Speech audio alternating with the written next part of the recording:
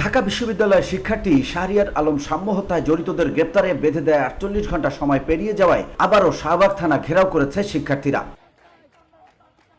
রোববার রাজু ভাস্কর্যের পাদদেশে সমাবেশ শেষে মিছিল নিয়ে শাহবাগ থানা ঘেরাও করে বিক্ষুব্ধরা। এতে বিশ্ববিদ্যালয়ের শিক্ষকরাও সংহতি জানান।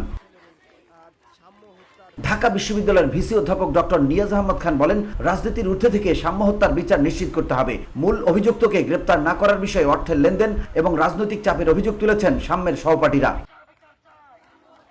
যদিও পুলিশ বলছে সাম্যের কিলিং মিশনে অংশ নেওয়া সবাইকে আইনের আওতায় আনা হবে। সাম্য হত্যায় জড়িতদের অধিকাংশকেই শনাক্ত করা গেছে, তবে তারা দ্রুত জায়গা পাল্টানোর কারণে তাদের ধরা যাচ্ছে না। শাহবাগ থানার ডিউটি অফিসার বলেন, শিক্ষার্থীরা দুপুর 12টার দিকে থানা গেটের সামনে অবস্থান নেয়। সাম্য হত্যার সঙ্গে জড়িতদের গ্রেপ্তারের দাবিতে এবং বিচারের দাবিতে তারা অবস্থান নিয়েছে। যদিও থানার পক্ষ থেকে তাদেরকে আশ্বাস দেওয়া হয়েছে সঠিকভাবে তদন্ত কাজ চলছে এবং ইতিমধ্যে কয়েকজন আসামিকে গ্রেপ্তার করা হয়েছে।